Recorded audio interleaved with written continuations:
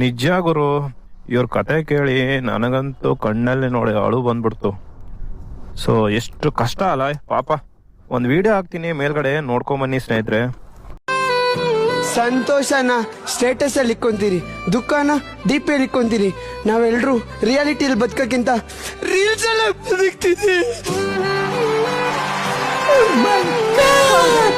ನಮ್ ಜೀವನದ ಸಂತೋಷನೆಲ್ಲ ಬರೀ ಸೋಷಿಯಲ್ ಮೀಡಿಯಾಗೆ ಮೀಸಲಿಟ್ಟಿದೀವಿ.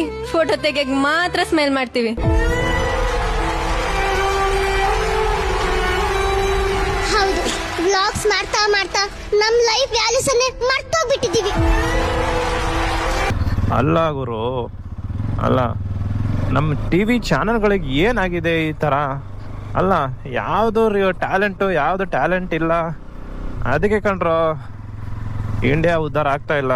ಪಾಪ ರಿಯಲ್ ಟ್ಯಾಲೆಂಟ್ ಎಷ್ಟೋ ಸ್ಟ್ರಗಲ್ ಮಾಡ್ತಾ ಇರ್ತಾರೆ. ಅವ್ರ ಕತೆ ಏನು ಹಂಗಿದ್ರೆ?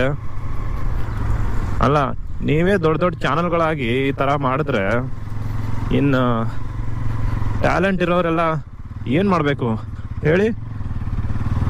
ಇದು ಎಷ್ಟರ ಮಟ್ಟಿಗೆ ಸರಿ ಅನ್ಸುತ್ತೆ ನಿಮಗೆ? ಸೊ ಲೈಕ್ ಕಮೆಂಟ್ ಮಾಡಿ, ಹಂಗೆ ಫಾಲೋನು ಮಾಡ್ಕೊಳ್ಳಿ.